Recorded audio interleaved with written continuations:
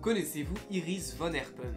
Connue pour transgresser les codes du vêtement tout en maniant à la perfection le savoir-faire traditionnel, elle est à seulement 39 ans l'une des grandes figures de la mode de ce début du XXIe siècle. Une exposition lui rend d'ailleurs hommage de novembre 2023 à avril 2024 au Musée des Arts Décoratifs à Paris. Mais alors, que devez-vous savoir sur cette styliste si excentrique? Bienvenue sur cette vidéo de la chaîne Noah's Design. Si ce type de contenu t'intéresse, n'hésite pas à t'abonner.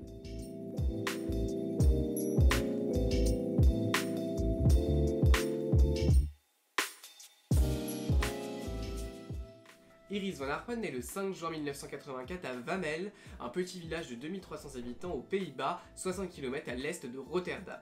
Dès sa plus tendre enfance, la petite Iris est déjà passionnée par les arts et notamment par la mode. Sa mère étant professeure de ballet, elle s'intéresse beaucoup à la danse et envisage même de s'engager dans cette voie. Pendant ses années lycée, elle prépare beaucoup le concours d'entrée à l'Institut Arthez à Arnhem. Elle y suivra une formation avant de recevoir son diplôme par le département design de la mode en 2006. Elle déménage alors à Londres pour suivre un stage aux côtés d'Alexander McQueen. Cette expérience lui apportera beaucoup et influera d'ailleurs ses différentes collections.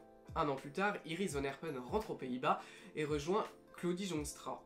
La future styliste y développe une sensibilité assez impressionnante autour des différents matériaux, de la nature, de l'environnement, etc. tout en apprenant vraiment une démarche inhabituelle. Puis c'est en 2007 qu'elle lance sa propre ligne de vêtements, Iris van Herpen. Elle séduit par son approche novatrice du vêtement, elle est notamment considérée comme avant-gardiste dans son rapport à la matière. Par exemple, il n'est pas rare qu'elle invente un nouveau matériau ou qu'elle utilise des techniques 3D pour développer un vêtement, ce qui est tout à fait inhabituel à l'époque. Sa démarche si excentrique lui a permis d'acquérir une grande renommée et son style est vraiment reconnaissable entre mille. Ce qui donne à Iris van Herpen un style si inhabituel, c'est sa capacité à mélanger différentes formes d'art au sein d'un même vêtement. Elle ne reste pas cloisonnée au domaine de la mode, mais s'ouvre vraiment à différentes possibilités. Dans ses créations, elle expérimente en variant les matières, en utilisant notamment la 3D comme je le disais tout à l'heure.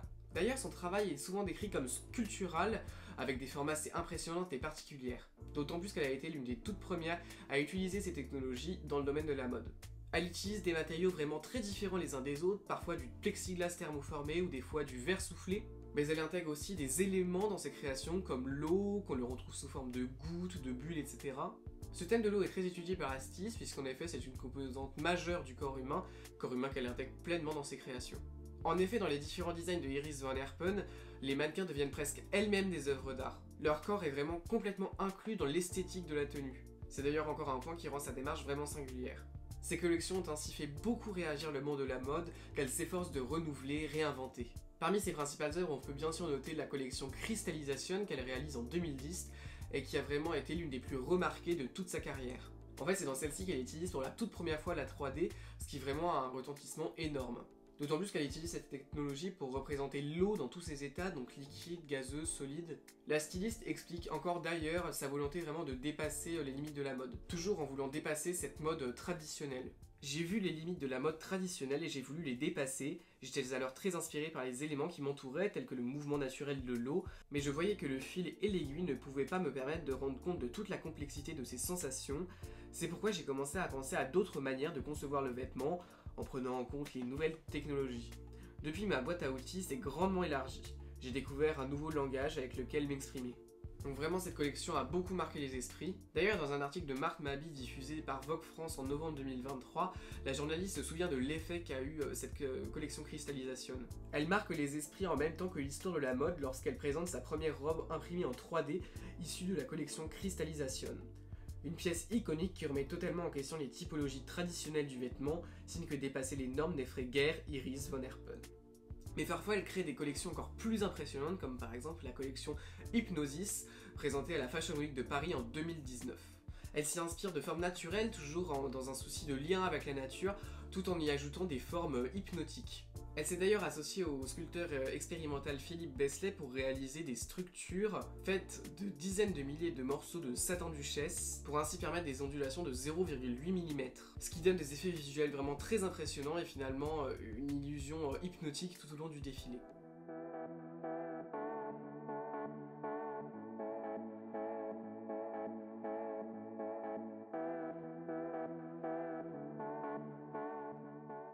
La La collection Voltage de 2013 a également marqué les esprits par une mise en scène très spectaculaire. La collection étudie le lien entre l'électricité et le corps humain, ce qui donne vraiment lieu à des designs très impressionnants, futuristes. La scénographie du défilé était assez particulière, tout d'abord parce que les mannequins étaient disposés de manière circulaire, mais aussi et surtout par la présence d'un danseur manipulant l'électricité. Le début du show se fait carrément sous les éclairs en fait, ce qui est assez fou, hein.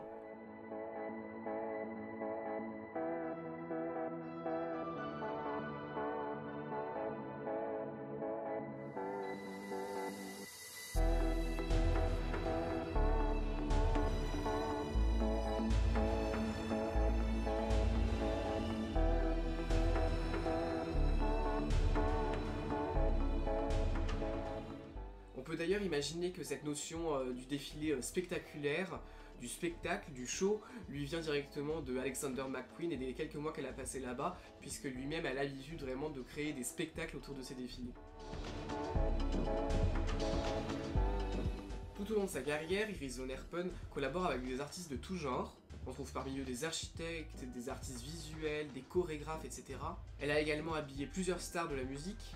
Björk porte notamment une robe de la styliste sur sa pochette d'album Biophilia et en portera d'autres pendant sa tournée.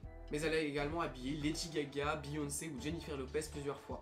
D'ailleurs, plusieurs de ces modèles qui ont été portés par des grands noms comme ça de la musique sont exposés en ce moment au MAD. Elle a aussi reçu de nombreux prix, notamment celui de l'ANDAN, c'est-à-dire l'Association nationale pour le développement des arts de la mode, qui désigne chaque année des jeunes stylistes prometteurs et qui les aide à se développer. Elle a ainsi bénéficié d'une enveloppe de 250 000 € pour pouvoir continuer ses projets. Par la suite, elle a également été plusieurs fois invitée par la chambre syndicale de la haute couture. Et enfin, le magazine Time, un hebdomadaire new-yorkais, a désigné l'une de ses créations comme l'une des 50 inventions majeures de l'année. Iris Van Herpen est donc l'une des stylistes les plus novatrices de sa génération. Elle a vraiment su se faire un nom dans le milieu de la mode par son style si particulier et sa démarche engagée. Voici donc l'histoire de cet artiste visionnaire, j'espère que cette vidéo vous aura plu, et sur ce, à très bientôt.